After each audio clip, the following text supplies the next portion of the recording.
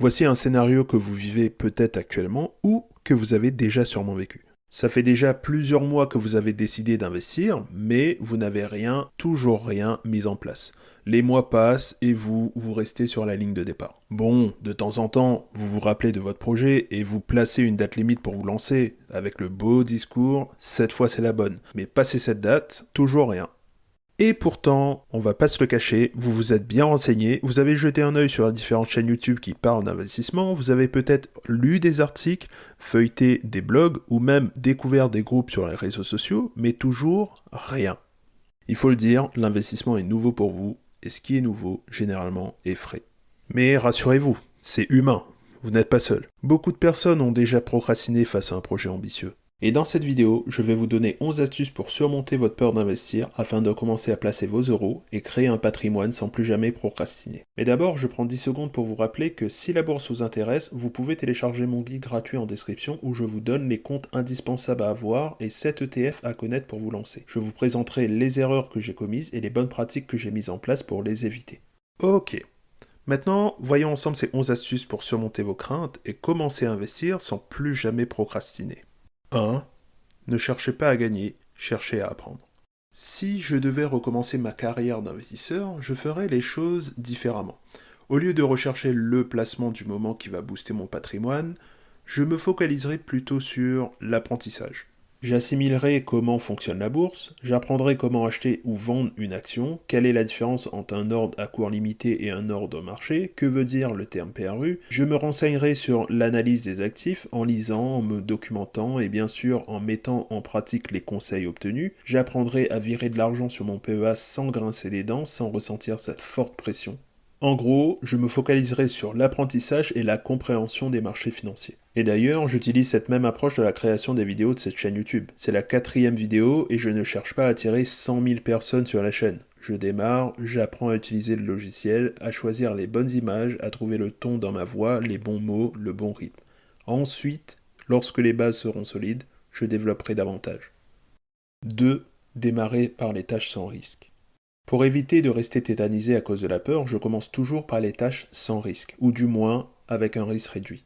Par exemple, si je devais redémarrer en bourse, j'ouvrirais d'abord un compte titre, sans l'ambition de placer mes premiers euros, juste avoir un compte titre, pas de danger de perte, pas de risque.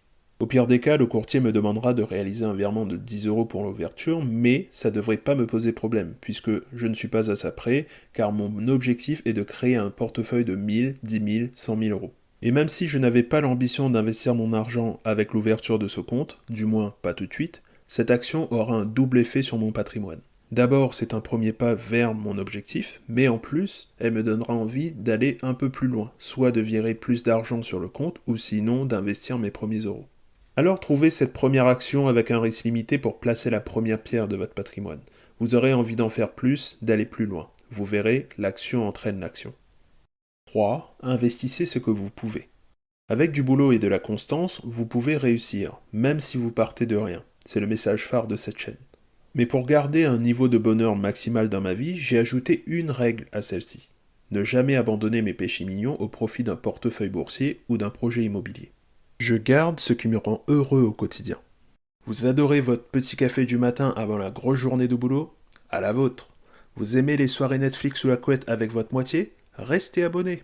Par exemple, à titre personnel, j'adore le cinéma. J'y vais une fois par semaine environ, même si ces derniers temps, j'y vais un peu moins. Mais je paie un abonnement de 20 euros pour m'y rendre de façon illimitée. Et ça participe à mon bonheur quotidien. Et sachez que je ne bannirai jamais ce plaisir au profit de mes investissements. C'est mon moment, mon caprice. C'est du stress en moins, je n'éprouve aucune crainte à l'idée de sacrifier mon bonheur pour ma richesse et j'investis de façon sereine.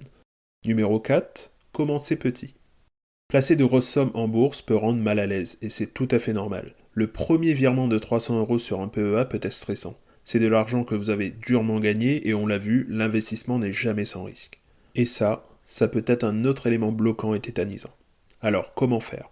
Simplement, si investir de grosses sommes vous fait peur au point de procrastiner, alors réduisez le montant à investir.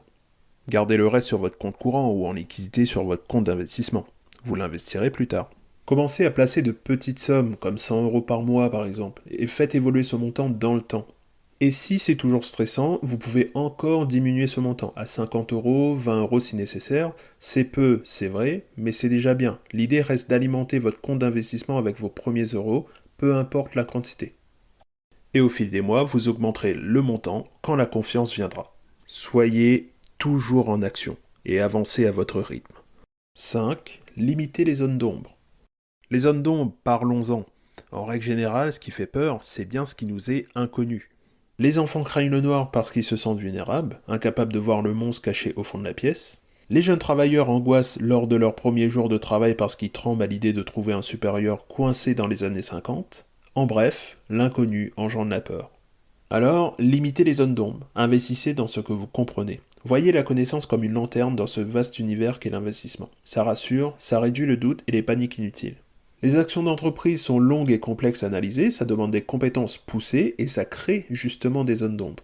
Si ça vous correspond mieux, allez plutôt vers des actifs plus diversifiés, plus simples à comprendre, plus faciles à analyser. C'est pour ça que je possède un portefeuille d'ETF. Parce que je sais comment ça fonctionne, je sais comment les étudier, et voilà comment supprimer l'inconnu, en vous formant, en développant vos connaissances, en plaçant votre argent dans les actifs dont vous maîtrisez. 6. Relativiser. Quand on démarre dans l'investissement, on s'imagine être dans un film dramatique digne de Leonardo DiCaprio. On pense qu'en cas de crise, les répercussions sur la vie personnelle seront catastrophiques. Qu'on va finir à la rue et dormir sur les ponts, qu'on va devoir revendre la maison ou sacrifier les études des enfants. Et la vérité, c'est qu'au début de votre carrière d'investisseur, vous injecterez à peine 10, 20 ou 100 euros grand max, l'équivalent d'un resto pour 2 ou 3 personnes. Donc, si vous perdez cet argent, ça reste raisonnable. On ne parle pas de patrimoine à plusieurs dizaines ou de centaines de milliers d'euros, on parle de 10, 20 ou 100 euros. Les soirées couchettes sur l'arrêt de bus attendront. La question se poserait si vous disposez d'un capital important, si vous avez par exemple perçu un héritage que vous souhaitez placer, ou si vous disposez d'une belle somme stockée sur un livret d'épargne que vous souhaitez protéger de l'inflation.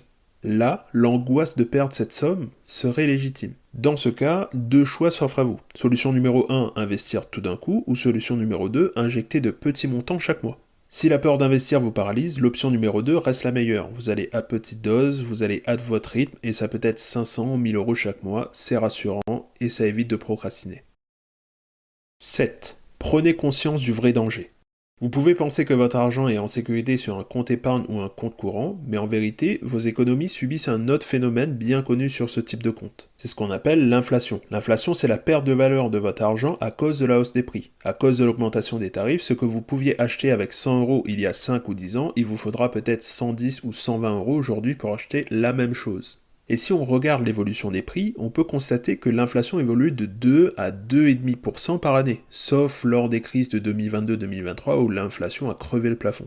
Ça veut dire qu'avec un taux de livret A de 2,4%, vous êtes donc perdant. En revanche, si vous investissez sur un indice large avec une performance moyenne de 8% par an, vous allez surpasser l'inflation. Et votre argent, dans ce cas, prend de la valeur. Beaucoup pensent qu'investir est dangereux et préfèrent procrastiner et ne rien faire, mais en réalité, est-ce que l'inaction ne serait pas le vrai danger ? 8. Trouvez votre repère. Les personnes à succès ont tous un repère, un objectif.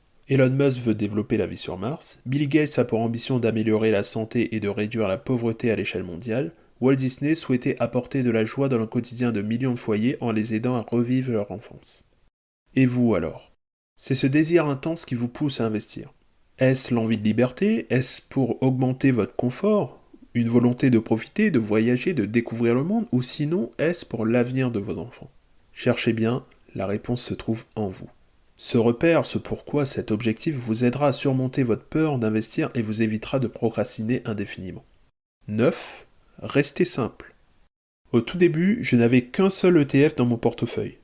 Un seul ETF, une seule ligne, rien de plus. Tous les mois, j'achetais ce même actif, encore et cette simplicité me rassurait. Lorsque le marché chutait, je voyais l'information à travers une seule ligne et pas une liste d'entreprises recouverte d'un rouge sanglant avec du moins 1 par-ci et moins 5 par-là. Non. Une ligne, un ETF pendant quelques mois. Ensuite, une fois à l'aise avec mes placements, j'ai développé mon PEA. J'ai acheté d'autres ETF pour construire un patrimoine plus diversifié d'un point de vue sectoriel et géographique et la construction de mon patrimoine commençait enfin.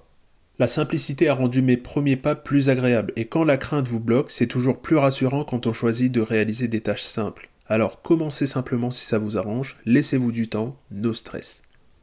10. Comprenez comment vous fonctionnez. Regardez un instant ces deux images. D'après vous, lequel des deux traits est le plus long? Celui du haut ou celui du bas? La réponse? Eh bien, ils sont tous les deux de la même longueur. Regardez par vous-même. C'est ce qu'on appelle l'illusion Müller-Lyer. C'est une belle preuve que votre cerveau vous trompe. C'est le cas ici, c'est le cas au quotidien, et c'est aussi le cas dans vos placements. Voilà pourquoi vous devez identifier ces tours de passe-passe, ces moments où votre inconscient vous induit en erreur. Apprenez à repérer ce qu'on appelle les biais cognitifs. Par exemple, le biais de confirmation, qui est une tendance à donner plus d'importance aux informations qui vont dans le sens de nos croyances et de nos préjugés. Aussi, il existe un biais d'aversion à la perte, qui va vous pousser à fuir les opportunités de gain parce qu'il existe un risque de perte d'argent même si ce risque reste minime. Ou encore, l'un des plus dangereux, le biais d'excès de confiance. Nous sommes tous soumis aux biais cognitifs. L'important est de les connaître pour savoir les détecter, se faire confiance et prendre les meilleures décisions en temps voulu. 11. Entourez-vous d'investisseurs. En règle générale, vous n'avez pas peur de ce qui est normal dans votre quotidien. Et ça, qu'il s'agisse d'objets ou d'expériences. Quand vous découvrez une activité, vous appréhendez beaucoup plus que lorsqu'elle fait partie de votre quotidien. On peut prendre l'exemple de la conduite où on se sent beaucoup plus vulnérable quand on prend le volant pour la première fois que lorsqu'on a le permis depuis plus de 10 ans. Après autant d'années, c'est normal, c'est instinctif. Eh bien, faites de même avec l'investissement. Rendez-le normal dans votre quotidien. Et pour ça, vous pouvez échanger avec des investisseurs, lire des conversations sur des forums, discuter sur des groupes Facebook, accéder à des webinaires ou ainsi de suite. Ainsi, en étant fréquemment en contact avec des investisseurs, cette activité deviendra de plus en plus banale pour vous et la peur s'estompera. Et quand la peur diminue, la procrastination peut s'effacer. Et avant de vous donner le sujet de la vidéo de la semaine prochaine, je vous invite à télécharger votre guide gratuit en description où je vous donne 7 ETF indispensables à connaître pour vous lancer en bourse. La semaine prochaine, je parlerai d'un phénomène en investissement qui vous aidera à développer vos performances et vous enrichir sur le long terme. C'est une stratégie que j'utilise et qui est un incontournable en bourse. Si cette vidéo vous a plu, likez pour soutenir la chaîne et dites-moi en commentaire si vous investissez déjà ou si vous souhaitez commencer. Et surtout, si cette vidéo vous a aidé à surmonter votre peur d'investir. Sur ce, prenez soin de vous, prenez soin de votre argent et continuez à construire votre empire même si vous partez de rien. Salut!